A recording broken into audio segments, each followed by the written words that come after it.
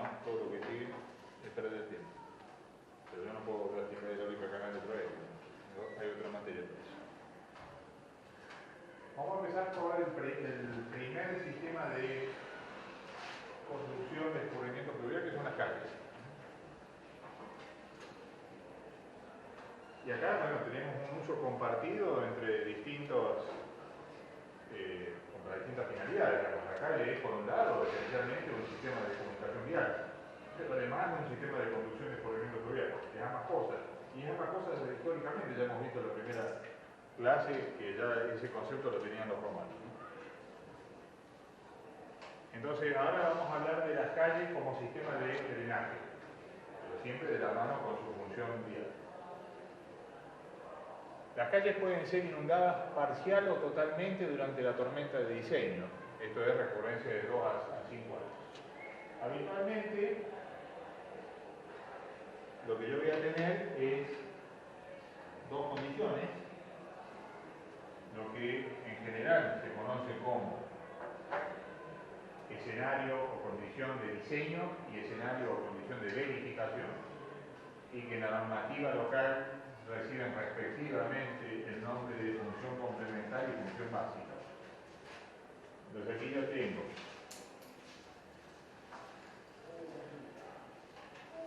la calle, acá está el eje de la calle, acá está la línea cordón vereda, acá está la línea municipal, que es el frente de la casa. Este es la puerta y este es el umbral de la casa. ¿Está bien? Entonces, en la función básica, es decir, en la condición, en el escenario extraordinario de verificación, el agua puede ocupar toda la calle, pero no puede ingresar al río. Y en la condición de diseño, es decir, la condición complementaria en la normativa local, el agua ocupa parte o toda la calzada, pero no puede ocupar la vereda. ¿Está bien? A ver, vamos a ver. Y esto no hay duda de que estamos hablando. Ahora vamos a ver qué representa parte de la calzada. Eso es variable dependiendo de la importancia de la calle, etc. ¿Está? Normalmente uno diseña, por eso condición de diseño para esta condición, y verifica para esta. Obviamente esta que está aquí es un periodo de retorno mucho mayor. ¿Está bien? Esta que está aquí, esta condición digamos, de escenario y diseño es un periodo de retorno de 2 a 5 años. Como 5 si quieres. ¿Está bien? Mientras que esta condición de verificación son periodos de retorno bastante mayores, 25, 50, 100 años, dependiendo de la importancia. ¿Está bien?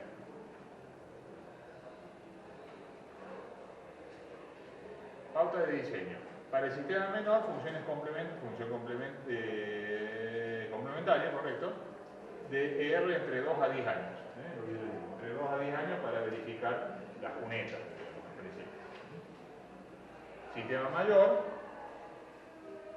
función básica de la normativa local, R hasta 100 años, dependiendo de la importancia de la cada vez. ¿Está bien? ¿Alguna duda? Por supuesto, si uno diseña para la condición de diseño y después de la condición de verificación no verifica, bueno, habrá que hacer los cambios necesarios. Que no son muchos, digamos, lo único que puedo verificar es la sección de la calzada. Entonces lo que viene acá a cuento es muy importante, es la clasificación de las calles. Desde calles locales, de barrio, ¿sí? Calles locales, calles principales, colectores y avenidas o arterias. En función de ese grado creciente de importancia de la calle, también son las restricciones que imponga el diseño. ¿Está bien? Por supuesto las autopistas, pero normalmente estas se tratan de una forma especial en la que ni siquiera forman habitualmente parte de la dinámica urbana, o sea, en realidad son una obra implantada, una obra vial, digamos, que está exenta habitualmente de la realidad urbana. ¿Está bien? Y en realidad el estudio de drenaje corresponde a un curso de drenaje vial, que tendría que ser otro curso distinto, digamos. Pero bueno, hay una intersección, obviamente.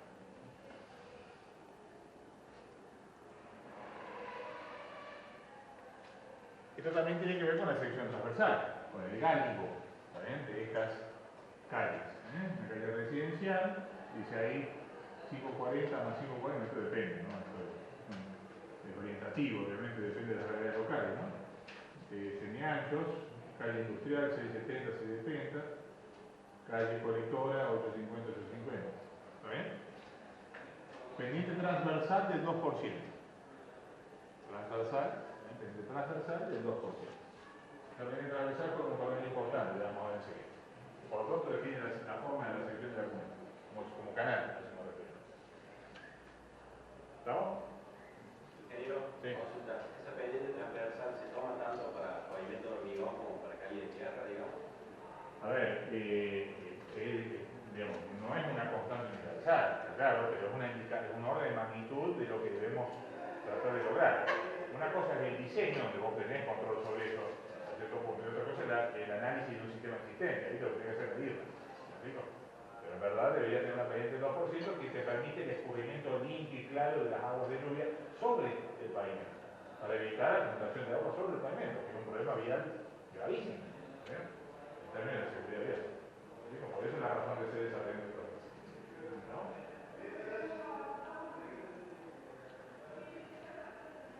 Bueno, esto sigue, ¿no? Avenida Menor dice que tiene 2 carriles de circulación, un carril central adicional, 2%. Avenida Mayor, 2 carriles de circulación, un carretero central a nivel, un bulevar sería eso, también 2% allí. Y avenida Autopista, donde lo que yo tengo además son zanjas, ¿no? Por eso digo que el esquema es distinto, porque aquí ya no vemos cunetas y cordones, sino que vemos zanjas, incluso zanjas laterales y zanjas centrales. Fíjense, por ejemplo, la autopista que va a Carlos Paz, tiene una zanja central, ¿está bien?, que sirve como colector fluvial. Pero bueno, ya nos estamos alejando un poco del problema del drenaje urbano, propiamente estamos hablando del drenaje vial general. ¿Sí?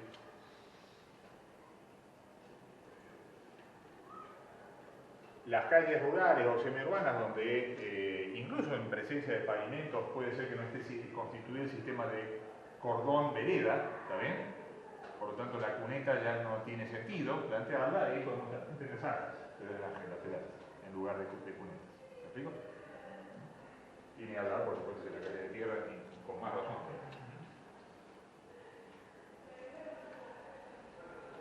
El cordón y la cuneta, si bien son estructuras independientes, en principio, aunque ahora se fabrica incluso como prefabricada de una sola pieza, en realidad son dos cosas distintas, ¿no? Cumplen dos funciones diferentes. El cordón da contención mecánica a la vereda, ¿verdad? Delimita el espacio de la vereda del espacio de la calzada. Mientras que la cuneta, bueno, es el revestimiento de un canal lateral que recoge el escurrimiento fluvial. Pero como digo, se pueden construir, tanto in situ como prefabricados, como una sola pieza. Esto lo tienen que ver extrusado, perpendicular a la pared, y vienen en tramos, un metro y medio, 2 metros, depende del fabricante, eso viene y se instala. O bien lo construyen in situ. Con la mano de local es habitual hacer estas obras, incluso por la administración. En ese caso, habitualmente lo que ocurre es que los cordones llevan una pequeña armadura, digamos, de tipo estribo, que digamos continua, digamos, para darle cierta rigidez. Incluso es habitual que los cordones, que la estructura del cordón cuneta se construya, en muchos casos, previo a la construcción de los pavimentos, ¿no? Se queda el cordón y la cuneta construida y acá ya tengo que de tierra. Después viene el pavimento, una cuestión económica. Obviamente es más barato hacer cordón de cuneta que pavimento. Ahí hay algunas dimensiones típicas. Hay algo que es bastante rígido aquí, que es la altura del cordón, la altura libre del cordón. Eso es medio como establecido, ¿no? Tiene un rango de variabilidad muy estrecho. No puede, alrededor de los 15 centímetros, más de 20 centímetros es imposible por una simple razón. Intentan abrir la puerta del auto, ¿está bien? Bueno, entonces hay una restricción. Pero también no puede ser muy bajito, porque si mueve bajito pierde capacidad hidráulica la cuneta. Entonces juega en un rango muy estrecho, la altura del cordón. Está, como digo, alrededor entre 10, 15, 20, no más de 10 centímetros, más o menos por ahí. 15 centímetros más lo tengo. ¿Cómo? ¿Está bien? Y puede ser que tenga un perfil vertical o un perfil tan usado con una inclinación relativamente este grande, tiene 6,40, ¿no? 5 centímetros en 15, o sea, tiene 1 en 3. ¿Eh? 1 horizontal, 3 en vertical. O directamente vertical. ¿Eh? Habitualmente tiene una pequeña inclinación, como se ve. Y hay sistemas como estos que son cordón, cuneta, vereda, o sea, un continuo que son más aplicables a zonas residenciales donde hay disponibilidad de espacio para ese tipo de soluciones. En cualquier caso, lo que delimita, digamos, bueno, digamos, lo que nosotros vamos a trabajar son este tipo de cordones cunetas, que son cordones cunetas colectores, es decir, que recogen el escurrimiento o colectan el escurrimiento fluido. La pendiente es hacia la cuneta. Pero también existen otros como estos que son vertedores. ¿Está bien? Donde en realidad lo que ocurre es que el escurrimiento sale de la cuneta hacia la parte central. Por ejemplo, un cordón cuneta invertido o una cuneta invertida. Vamos a ver un esquema de eso enseguida. Pero el caso típico habitual es este, ¿no? ¿Sí? Cordón cuneta colector. Digo esto porque cabe aclarar esa diferencia en primerísimo lugar, ¿no? Entonces aquí tiene un despiece de cómo sería esa parte, digamos, de la calle, ¿no? Y en la pieza es propiamente de cordón cuneta, te la digo, prefabricada in situ, ¿está bien? Con molde desplazable, o bien con piezas prefabricadas, como esta acá, que se instala y bueno, se complementa la obra. Esto tiene, bueno, del lado de la calle, no así, tiene una base aquí, una base de material de granular, ¿está bien? Y el suelo, el terreno natural de aquí abajo. Y aquí estaría el pavimento, ¿verdad? ¿No? Pero tiene que estar compactado, no voy a explicar esto, que lo ven en otras materias. Del lado de la vereda lo mismo, tiene un suelo compactado, un contrapiso y un soldado de vereda que para saber qué, por lo que corresponde. ¿No? O sea, la interfaz entre la vereda y la casa. Ahí lo ven. La calzada, la vereda, en este caso no hay vereda, le vamos a el cordón y la cuneta. Ahí lo ven en etapa constructiva. Como digo, incluso mucho antes de que existiera de que se vaya a hacer el pavimento, ya se está construyendo el cordón cuneta. ¿Está bien? Y este es el momento crítico para asegurarnos de que se cumplan las condiciones de diseño, ¿no? Cuando se construye acá, normalmente donde está el eslabón débil de la cadena. Podemos decir que es un hilo ese eslabón directamente. Se corta muy fácil. O bien directamente se hacen los cordones cunetas sin ningún tipo de asesoramiento profesional, con lo cual sale lo que sale, ¿está bien? Y después uno tiene que salir a ver por qué las cosas no funcionan, cuando es obvio por qué no funcionan. O bien, incluso habiendo un asesoramiento profesional en cuanto a pendientes, dimensiones, etc., terminan haciendo lo que quieren, y después la cosa no funciona, por razones. Digo, una cosa es dibujar en un papel y otra cosa es lo que se materializa en terreno.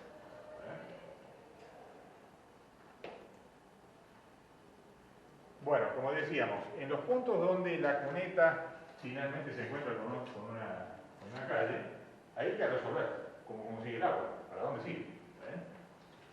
Habitualmente, si esta es la calle más importante que esta, por ejemplo una avenida, es habitual que estas cunetas sean pasantes, es decir, que recojan los descubrimientos y continúen de esta forma de modo de no interrumpir el tránsito, o no frenar el tránsito.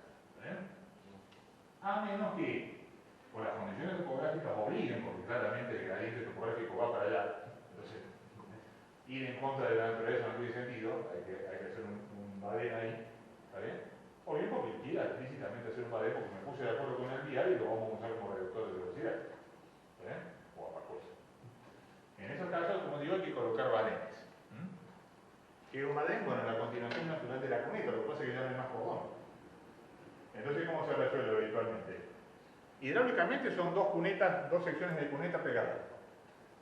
¿Está bien? O sea, ustedes tienen, digamos, se pone la forma esa de que veíamos recién de la sección de la cuneta, acá, simplificando con triángulos.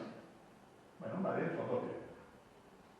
¿Está bien? De hecho, se calcula así, se calcula cada uno de las dos. Si son iguales, se calcula uno y se multiplica por dos y esta es la capacidad del badén. ¿Está Así que el problema no es la sección, el problema está en condiciones de borde, la pendiente, ya vamos a ver, pero en principio es así. Bueno, ahí tienen un badén construido sobre una calle que no ha sido pavimentada. ¿Está bien?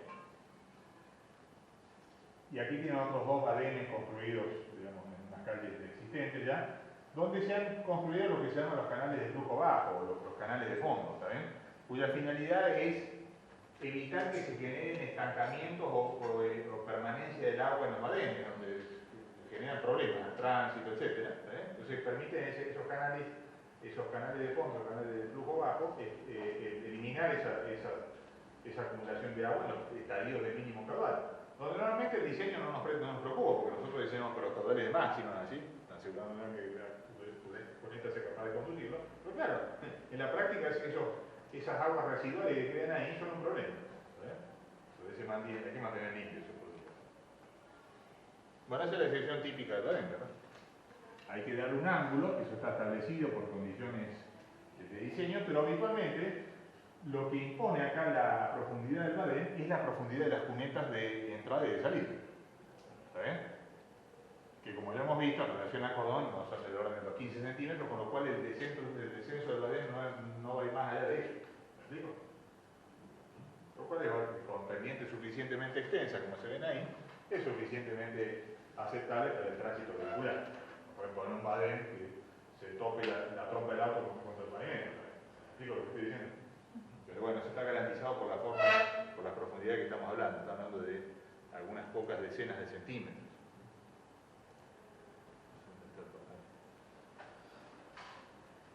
Efecto de descubrimiento fluvial urbano sobre la capacidad de tránsito de la calle. Claro, nosotros decimos que la calle es por un lado un sistema de conexión vial y por otro lado un sistema de descubrimiento fluvial. Pero no podemos abstraer la idea de dividir en dos partes incomunicadas entre ellas. Funcionan en conjunto. Es decir, cuando las calles temporariamente se vuelven preponderantemente un sistema de descubrimiento fluvial urbano, bueno, eso va a entrar en conflicto con el tránsito vial en términos generales, no solamente autos, peatones, etc. Eso es inevitable. Entonces, ¿cuáles son los efectos? Muchos. Primero, el obvio, la interferencia en el tránsito debido a la lámina de flujo sobre el pavimento. Si la profundidad se vuelve suficientemente grande por algún motivo, bueno, eventualmente se puede volver intransitable temporalmente la arteria. ¿Está bien? Pero hay otros problemas más. Este es particularmente grave en las vías de alta velocidad, como autopistas o avenidas, que es el hidroplaneo, o aeroplano en inglés, que es, bueno, no sé si están familiarizados con el concepto, se acumula en de agua y el coeficiente de fricción mu del neumático puede ser cero. O sea, llegan a tocar el pedal de freno en ese momento y van a parar a cualquier lado. Entonces, por eso es importante asegurar el drenaje ya micro hidrodrenaje de la superficie del pavimento, para evitar ese problema. Por eso los puntos bajos son graves, las zonas donde hay acumulación de agua hay que evitarlas. Salpicadura, por supuesto, o sea, cuando el vehículo transita genera problemas a otros usuarios de la calle. Interferencia debido al flujo en cunetas. Bueno, esto es típico cuando nos encontramos aquí, por ejemplo, con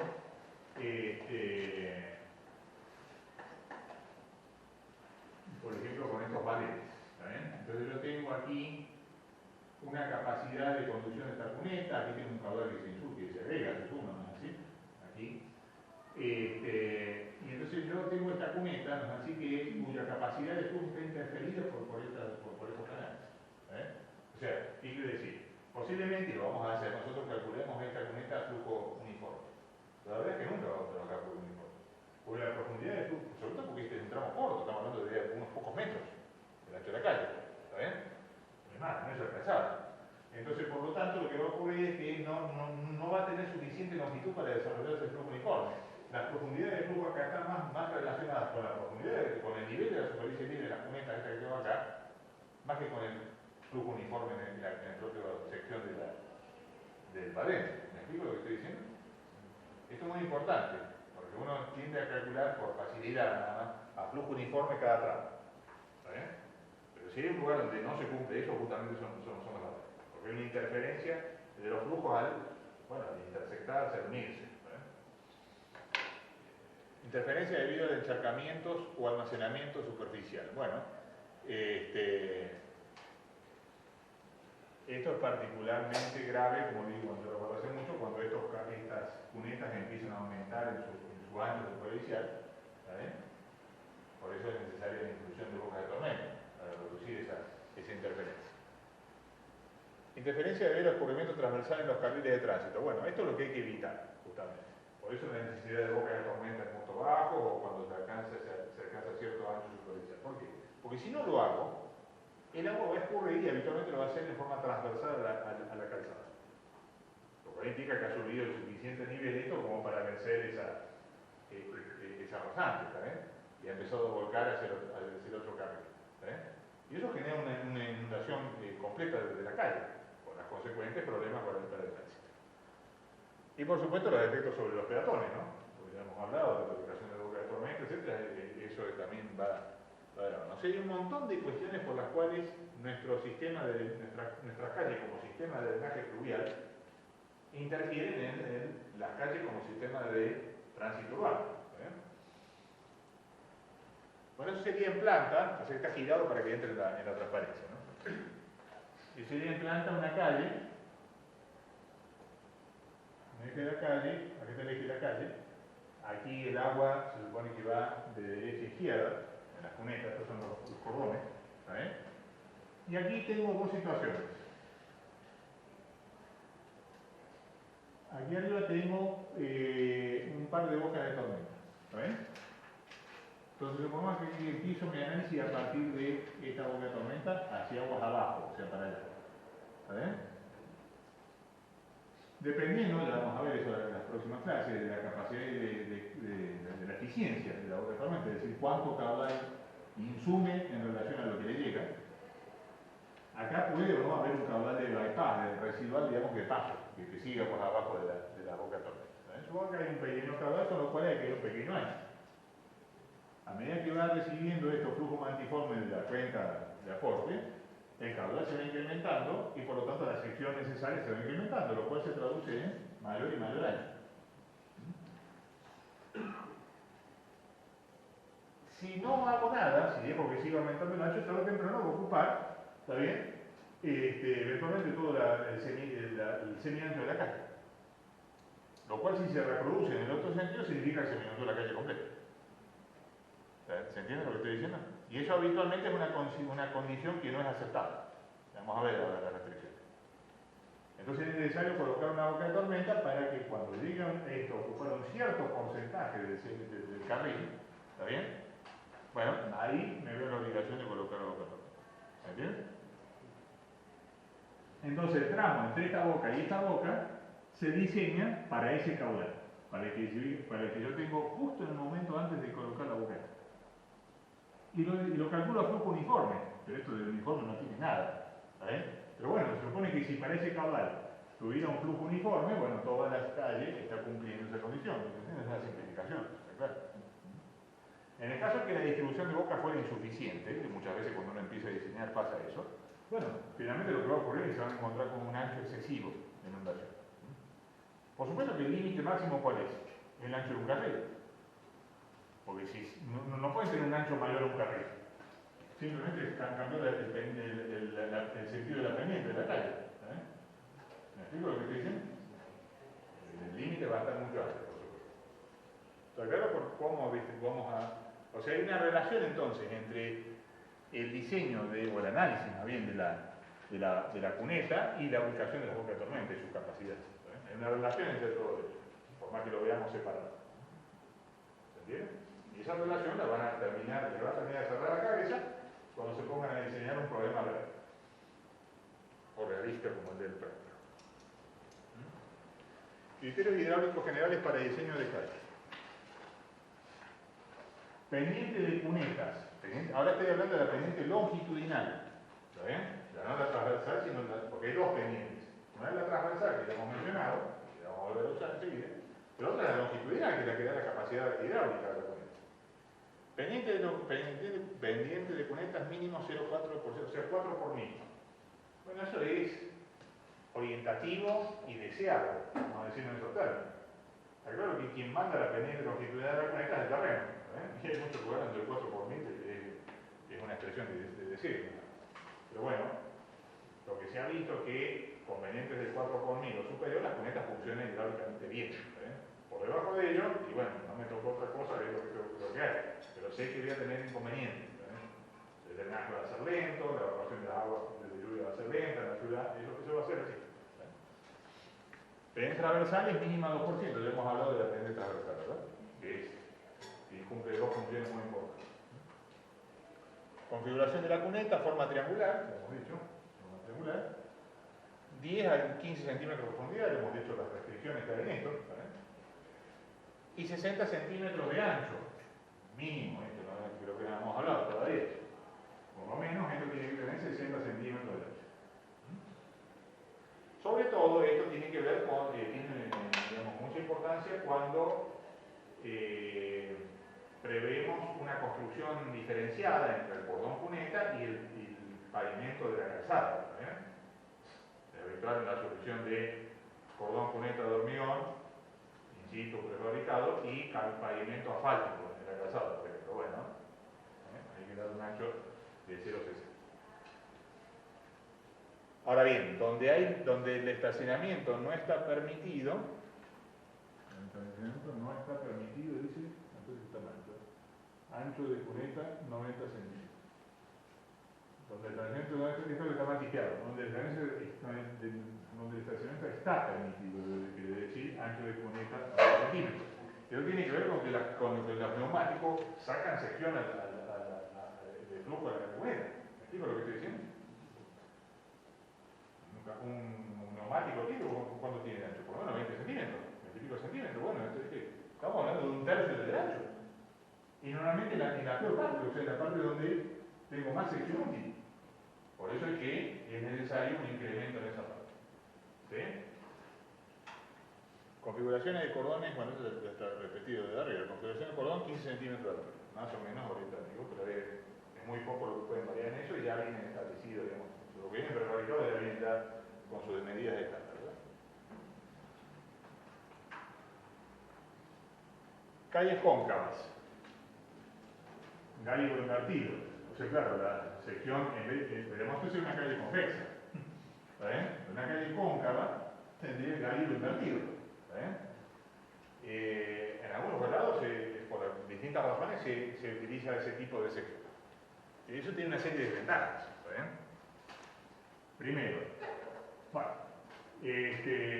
no es el caso nuestro, pero si se van al sur, en zonas donde hay nieve, y nieve importante, ¿está bien? Esas calles son un gran problema, porque la nieve se acumula en la parte central de la calle y se vuelve intransitable directamente la calle. ¿Está bien?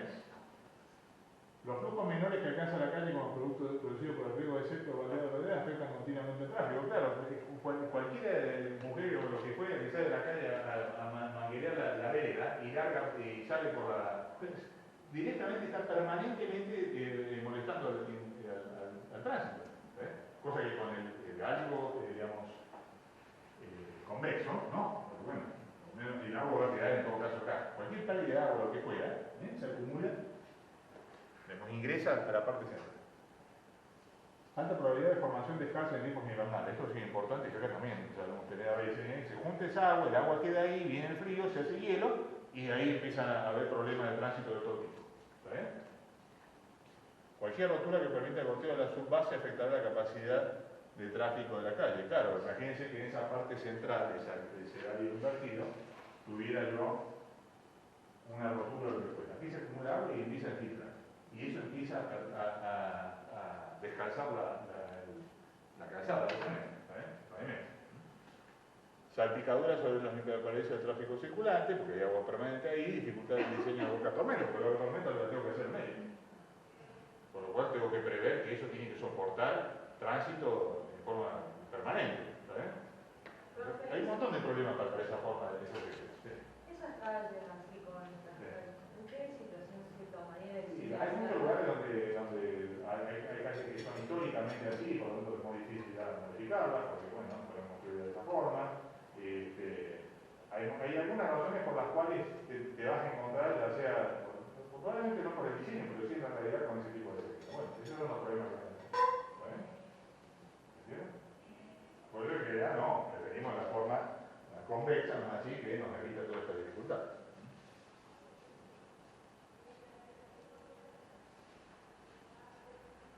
Bueno, esto es lo que yo le decía hace un rato. No solamente se ve perturbada la capacidad de del propio badén, producto de estas intersecciones, ¿está bien? Sino también de las cunetas que llegan a ese badén. Porque si vamos a ser totalmente rigurosos, en verdad lo que hay que hacer acá es determinar el nivel del agua, la gota de superficie libre en esta sección, que tendrá calculado de agua abajo para llegar aquí a saber qué profundidad de flujo tengo acá. Y esta profundidad se vuelve condición de borda de agua abajo para los tramos. Porque si la superficie libre es la misma, ya sea que venga por la cuneta o por el badén. Para el cálculo de la curva de flujo gradualmente variado, la curva de remanso en el badén, y para el cálculo de la curva de flujo gradualmente variado en la propia cuneta. Es decir, al menos en los últimos tramos, es mentira que la cuneta también trabaja como uniforme. Salvo que tenga la increíble casualidad, que va a ser una vez en la vida, de que el nivel de la superficie libre aquí, producto de lo que viene ocurriendo de aguas abajo, sea tal que coincida con la profundidad de flujo normal en esta sección. Si ocurre eso, sí, ahí sí tengo flujo normal dentro de esta cuneta. Pero si no ocurre eso, que es lo más probable, entonces también tengo una curva de remanso acá.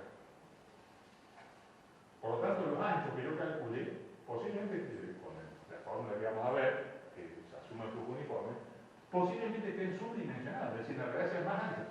O sea, es habitual ver de que en cerca de las intersecciones, las cunetas pierden capacidad. ¿Qué significa que pierde capacidad? A igualdad de caudal necesita más ancho para circular el agua. Y eso se nota, y genera un problema. Eso es lo que intenta mostrar este dibujito que está acá. Aquí tiene una intersección, aquí tienen varias secciones, B, C, D, a medida que se van alejando, y fíjense cómo va cambiando así la forma de la sección húmeda, de la sección mojada.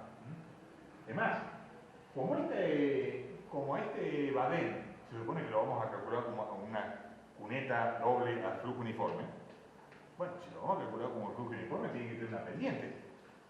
Porque si no, no hay pendiente, no hay flujo uniforme. ¿Está bien? ¿Qué le pone si no a ese en la fórmula de manejo? ¿Me explico lo que estoy diciendo o no? O sea, ese tiene que ser mayor a cero, si no, ¿qué caudal van a tener? ¿Lo ven o no? Ajá. Si tiene una pendiente, entonces quiere decir que esta cota tiene que ser más alta que esta. ¿Sí o no? Entonces, si esta cota es más alta que esta, la sección tiene que tener teóricamente esta forma. O sea, tiene que tener en la sección A, bueno, la sección A sería la propia sección. La sección esta que tenemos, la sección B, que está acá, tendría que tener una cuneta más alta que la otra. Entonces no voy a tener una pendiente transversal uniforme. ¿Me entienden? ¿Me explico? Y esto se debería ir disipando, digamos, a medida que yo me voy alejando de la intersección, para llegar finalmente de la sección D a una sección simétrica. Pero desde B hasta A no es simétrica, es asimétrica. Para darle esa pendiente. Si no, ¿qué ocurre? Si mantienen las dos cordones al mismo nivel, las dos cordones cordón cuneta al mismo nivel, la capacidad del badén se ve disminuida muchísimo. ¿Por qué? Porque la pendiente se vuelve cero. La única forma que haya flujo es que se arremase agua arriba, con lo que hace mi mundo de la esquina esta. ¿Me explico lo que estoy diciendo? Es un problema bien complejo si uno lo quiere abordar, digamos, de forma rigurosa. Pero sí hay que tener en cuenta de que no hay forma de explicar racionalmente, pretender mantener simetría en el eje de la calle cerca de la intersección. Necesariamente tiene que ser simétrico. ¿Se entiende? ¿Alguna duda, pregunta de eso?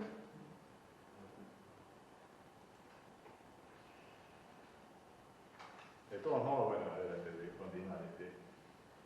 Muchas veces esto que estoy diciendo puede parecer, digamos, demasiado detallado, porque muchas veces lo que se hace es calcular la sección a la calle completa, a las dos cunetas, a la calle completa como un único conducto, como un único canal. ¿Está bien?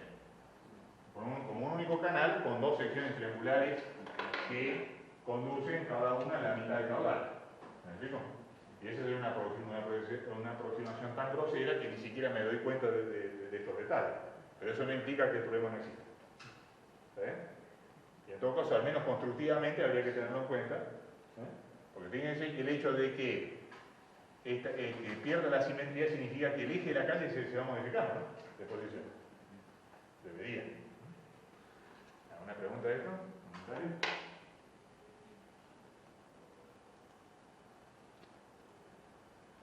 Obras de drenaje en intersecciones, bueno. Regiones de conducciones a superficie libre con calles.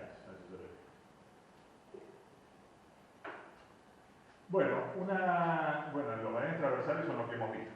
¿Está bien? Que hemos visto en términos generales. Esta es la forma de atravesar una vía, un corredor viario con un escurrimiento. Que viene por una cuneta, lo atravieso con un badén transversal. El badén va a atravesar ranurado, el que mostraba en algunas fotos, ¿no? Así que tiene una ranura de fondo que permite proyectar los flujos bajos.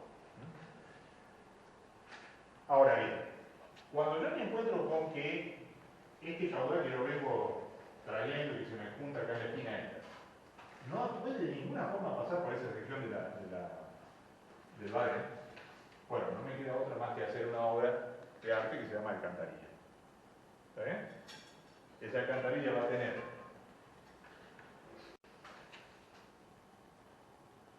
unas bocas de tormenta, seguramente, que van a captar la mayor parte de ese caudal que está llegando, y me va a permitir atravesar la caleta con uno o más, eventualmente, conductos. El tema es que una vez que yo abrí el conducto, ¿está bien? De ahí en más, a menos que la topografía me permita descargar libremente eso abajo, porque bueno, no sé, tiene un barranco, entonces el agua descarga, ¿está bien? De ahí en más, si no ocurre eso, lo que tengo que de ahí en más es iniciar un conducto que ya no para hasta llegar a la red general, ¿está bien? Eso es lo que hay que tener en cuenta. Pero muchas veces, lo que como le digo aquí, que yo, por ejemplo, en vez de decir así, eso tiene un arroyo, claro que fuera, ¿está bien? Entonces tiene una calle, esta calle termina así, y tiene que sacar esta agua para aquel lado. Bueno, entonces en ese caso lo que tiene es una alcantarilla. ¿Está bien? La única diferencia con la alcantarilla digamos, rural, que seguramente no de hidráulica que ya he comentado, es que, bueno, esta, digamos, aguas arriba, por lo menos, no va a tener ese esquema de muros de ala, etcétera, toda esa construcción, sino que van a tener unas cámaras y una boca de tormenta que se van aportando, ¿me explico? Por el resto debe tener una alcantarilla lo que tiene abajo. Esto lo van a ver típicamente si ustedes van recorriendo la costanera. Van viendo la costanera y se van a ver del lado de enfrente las descargas de las alcantarillas al surgir. Y de la calle por la que, de la mano por la que ustedes van viendo los cordones. Van a ver todas las bocas de tormenta que insumen y descargan por la alcantarilla hacia arriba. ¿Se entiende? Bueno, ¿alguna pregunta de eso?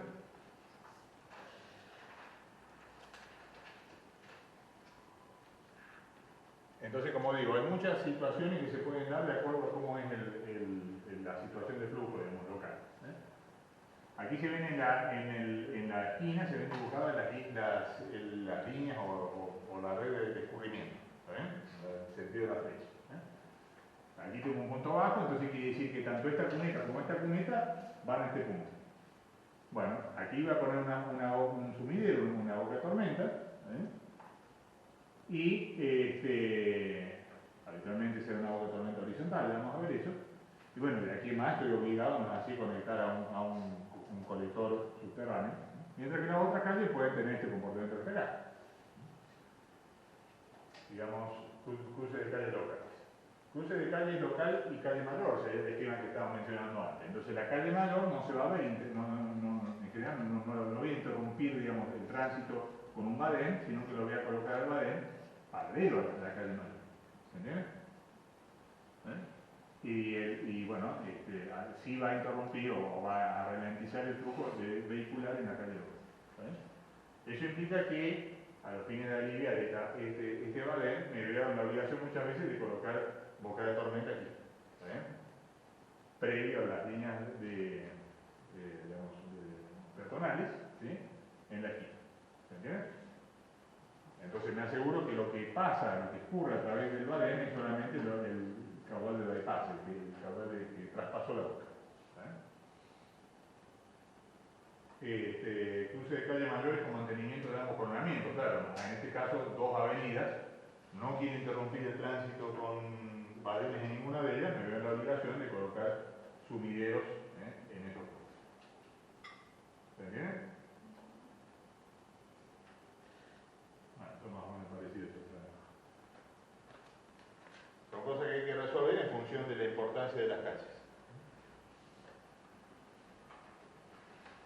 Acá están los periodos de retorno para distintas, para los dos, digamos, escenarios de análisis, el de diseño y el de verificación, o la función complementaria y la función básica, como se llama la normativa local, en función del uso del suelo, ¿sí? Residencial, comercial, industrial, escuelas, áreas de negocio, calles mayores, autopistas, etc. En términos generales, como dijimos, los periodos de retorno para la función básica están en el orden del 100 años, incluso puede ser un poco menos para algún caso, ¿está bien? Mientras que los periodos de retorno para la función complementaria o el escenario de diseño están entre 2 y 10 años, 5 años, 6 años, etc. ¿Está bien? De acuerdo a la importancia de la calle. Obviamente, cuanto más importante la calle o el uso en general, ¿sí? Zonas como escuelas, áreas de negocio, es decir, zonas muy concurridas, van a tender a tener un periodo de retorno un poco mayor dentro de ese intervalo. ¿Sí? Y ni hablar, por supuesto, de autopistas o lo que fuera que va a ser el retorno. ¿Se entiende? Pues esta es la tablita que ustedes usan para elegir el periodo de retorno en función del uso del suelo y, digamos, el tipo de análisis que están planteando. ¿Estamos? Por eso en el práctico yo mencionaba todos esos periodos de retorno que habría que analizar. ¿Por qué? Bueno, porque hay que prever los datos para después hacer estos cálculos hidráulicos. En general los caudales. ¿Alguna pregunta?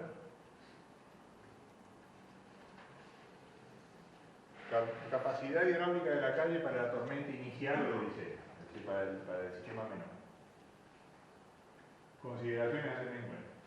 Ocupación del pavimento, que lo hemos dicho, va a haber un límite, que lo vamos a mostrar enseguida. Cálculo de la capacidad hidráulica teórica, vamos a ver una fórmula para calcular la capacidad. Cuando digo la capacidad estoy diciendo cuál es el caudal que circula por una profundidad dada, esa es su capacidad. O por un ancho dado, que es lo mismo, dado una geometría. Determinación de la capacidad admisible de una cuneta, es decir, si yo sé que puedo ocupar hasta tanto por ciento del ancho de la calzada, entonces cuál es mi capacidad admisible de la cuneta. Es una forma práctica de rápidamente establecer la ubicación necesaria de la tormenta. ¿Por qué? Porque a medida que, si ustedes tienen ese número, a medida que ustedes van avanzando en el cálculo y van llegando a un caudal cercano a ese valor, quiere decir que ya están prontos a poner una obra de tormenta. ¿Se entiende lo que estoy diciendo? Esa es la forma habitual. La vienen calculando por método racional modificado, por ejemplo. Supongamos que esa capacidad de cuneta le da máxima, le da 100 litros por segundo. Entonces, bueno, cuando lleguen a en su cálculo lo vienen calculando por un método relacional modificado, cuando tienen 10 litros, 20 litros, 40 litros, 80 litros, 95 litros, listo, cuidado que acá hay un aumento con una boca. ¿Se entiende lo que estoy diciendo? Esa es la forma práctica de decirlo, porque ya saben que eso implica que el ancho va a ser excesivo en la cuneta. Pero claro, eso supone que la pendiente de la cuneta es constante. Cosa que no siempre va a ser así. En realidad va a ser así habitualmente, y tampoco es obligatorio que sea, en tramos pero realmente va a ir cambiando tramo a tramo esa pendiente. ¿No? Y acá viene la tabla que les digo, que es la que ustedes tienen que prestar atención. Inundación admisible de la calle para la lluvia inicial o de diseño, o sea, estamos hablando de la condición de diseño. ¿Sí? Si es una calle local o secundaria, una calle de barrio, por ejemplo, una calle de poco tránsito, máxima ocupación. No debe haber sobrepaso del cordón. Primero, o sea, no puede inundar el agua a la vereda. Y además, el flujo no puede ocupar el coronamiento de la calle, es decir, puede llegar a una profundidad cero allí, en la rasante. ¿Está bien? Justo en ese punto. Eso implica que el ancho total es el ancho del carril directamente. Si fuera un carril de 5 metros, por ejemplo, bueno, el ancho sería 5 metros. ¿Está bien?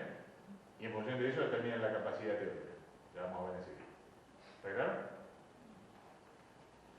Bueno, eso supone que la calle local o secundaria tiene poco tránsito, sobre todo en el momento de la tormenta, tanto hablo del tránsito vehicular como peatonal, y por lo tanto no tiene mayor afectación, digamos, el hecho de que, se me inunde toda la calzada, pero no permito la inundación de la calle.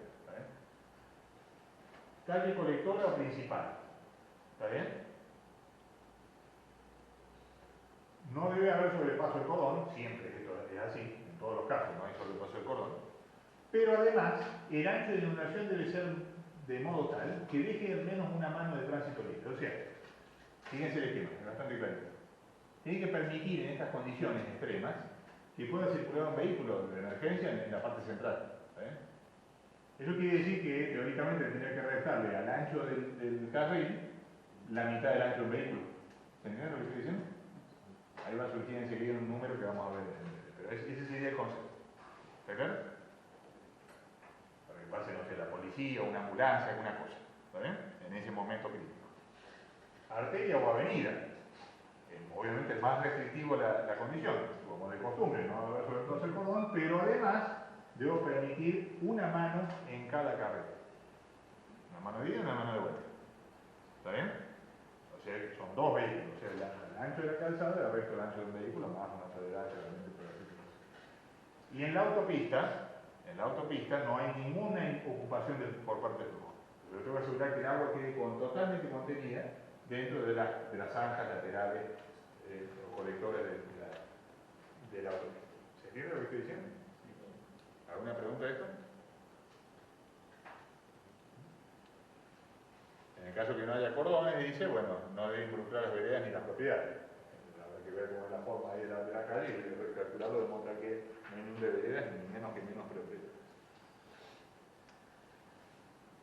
Bueno, y esto lo voy a presentar y lo vamos a resolver después de la clase que viene, que es el cálculo de la capacidad hidráulica teórica. Es un canal a superficie libre, por lo tanto debería ser válida la fórmula de Manning. ¿Estamos de acuerdo? El problema es que, dada la forma tan, lo que pasa es que yo lo exagero acá, ¿no? Pero si uno le dibujara esos 15 centímetros y ese ancho de un carril, digamos, de 5 metros, lo que fuera, sería tan poco visible, digamos, la pendiente transversal, digamos que es prácticamente una lámina eso que está circulando. ¿Está bien? Eso hace que el cálculo que da la aplicación directa de la ecuación de Manning, en realidad difiere un poco de el cálculo que uno obtiene aplicando, digamos, la teoría, por decirlo así, y que desarrolla a partir de la fórmula elemental. El punto de partida para el desarrollo de la fórmula que vamos a ver es esto que está acá. El desarrollo está aplicado en el libro, si quieren podemos ver el desarrollo analítico, un pizarrón escribiendo fórmulas hasta que llegamos a la fórmula que vamos a explicar a partir de esto. El punto es que de este análisis de considerar unas pequeñas fajas de ancho diferencial de X y de profundidad B, que es variable con X, ¿verdad? Y de integrar esto en toda la sección, es decir, con un ancho, o integrándolo con la profundidad entre I entre 0 e I sub 0, o el ancho entre 0 y W0, es lo mismo, hay que ver cuál es la variable que ponen acá, y hacen integral, etcétera, aplican la ecuación de Manning, etcétera, llegan a una fórmula que esta que está aquí se llama fórmula de Manning-Isard, porque fue Isard, el primero que lo planteó el problema. Y esta es la fórmula que universalmente se usa para el cálculo de capacidad teórica de cunetas. ¿Está bien? La fórmula de Manning-Isard. Esto sirve para cuneta triangular. Digo esto porque hay otras secciones y ya vamos a ver qué se hace en este caso. ¿Está bien? Para la cuneta triangular, que es la forma más simple, o en todo caso la forma simplificada que uno usa para el cálculo muchas veces, vale la fórmula de Manning-Isard, que, bueno, ustedes pueden ver ahí que tiene un aspecto de fórmula de Manning. Tiene el n de Manning, por lo pronto. ¿Está bien? Y, por ejemplo, vemos esta forma que está acá abajo. Tiene el ancho superficial, W, que es justamente la medida de la ocupación de la calle. ¿Está bien? La pendiente longitudinal es L a los medios, esto viene de Manning, la raíz cuadrada de la pendiente longitudinal. Pero como está la pendiente transversal también en nuestra sección, aparece la pendiente transversal a las 5 tercios. ¿Está bien? Y el desarrollo viene este numerito, 0,375, de 3 octavos, que, bueno, es un coeficiente que tiene que ir siempre, que es lo que da la forma del triángulo. Esta es la fórmula de Manning-Isard, que vamos a usar, esta o esta, son equivalentes, digamos, la única diferencia es que aquí en vez de aparecer W explícitamente lo pone en función de la profundidad. Habitualmente es más práctica esta, ¿por qué? Porque la profundidad no me interesa, a mí lo que me interesa es que el W no supere ciertos límites, como vemos en la transparencia anterior. Pero bueno, eventualmente pueden, si quieren ver la profundidad, lo pueden determinar con esto. En algunos casos la profundidad es necesaria. Ya vamos a ver, por ejemplo, que la capacidad o la eficiencia de una boca de tormenta viene condicionada por la profundidad del flujo de llegada. Bueno, entonces en ese caso me interesa resolver la ecuación, esta forma de la ecuación, no esta. Lo que me interesa explícitamente es el I sub C. ¿Se entiende lo que estoy diciendo? Pero si es puramente por ver la capacidad teórica de la cuneta, bueno, posiblemente esta fórmula sea la más habitual. ¿Se entiende lo que digo? Bueno, acá está, acá me confirma lo que decía recién hace un rato. Para zonas con estacionamientos prohibidos, el ancho del mínimo de la cuneta es W0 o 0,60, y para zonas con estacionamiento permitido, el ancho mínimo de la cuneta es 0,90, para contemplar la ocupación de los neumáticos en la sección de la cuneta. Y fíjense que para estas dimensiones típicas, bien típicas, ¿no? Como digo, esos anchos, esas pendientes transversales, que son un poco distintas, los pendientes locales, ¿no? Son un poco distintas. Obviamente es más inclinada esta, transversalmente. Y para unos n más en 0,016, que es un valor típico para una cuneta de hormigón, ¿está bien? Se obtiene unos caudales de 5,2 y 7,9 litros por segundo respectivamente, complicando esa forma. Ya vamos a hacer el ejercicio más adelante, no creo, vamos a ver ahora un poco el práctico. Pero esos serían los valores que obtiene, ¿está bien? Cualquier caudal superior a esto hace que esto incremente el ancho, o sea, con la profundidad y por lo tanto el ancho de ocupación. Y hay que ver si eso es compatible con lo que vimos en la tabla anterior. ¿Está bien? Normalmente estos caudales o esta ocupación restringida propiamente la cuneta sin invadir la calzada no es la condición de diseño, es una condición mucho menor, mucho más baja digamos, que la condición de diseño. ¿Está bien? Lo van a ver como los estadios iniciales o cuando ya empieza la recesión de la tormenta. Si caminan un poco la calle cuando llueve, van a ver lo que estoy hablando. La cuneta el agua ocupa solamente la cuneta, o a los comienzos del episodio, cuando ya está evacuándose, si no, normalmente ocupa más. ¿Se entiende?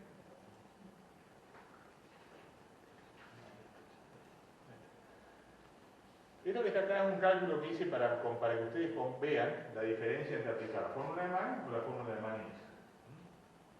Si aplican la ecuación de Manning, sin tener en cuenta el desarrollo que está planteado en el libro, que no es nada complicado, es laborioso, nada más lleva tiempo, obtienen esta curva que está acá, que es la curva de Manning. ¿Está bien? Mientras que se aplica, esto para unos datos bien específicos, ¿no? Pero bueno, se puede replicar probabilidad. Pendiente transversal 2%, pendiente longitudinal, no lo veo por ningún lado. Perdón, la función de la pendiente longitudinal. Z, esto es lo que era la pendiente transversal local.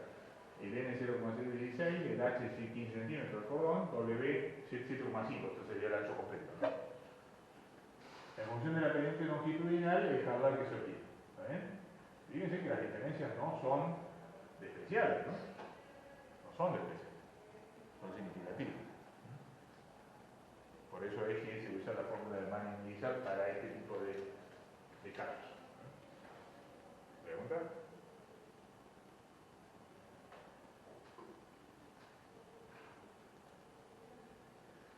Bueno, como les decía, en el caso de los badenes en B, así como decíamos, habitualmente se hacen o se diseñan y se calculan como dos secciones, una sección triangular con dos taludes muy suaves, lo cual equivale a considerar dos triángulos que pueden ser iguales o no, habitualmente suelen ser iguales, pero no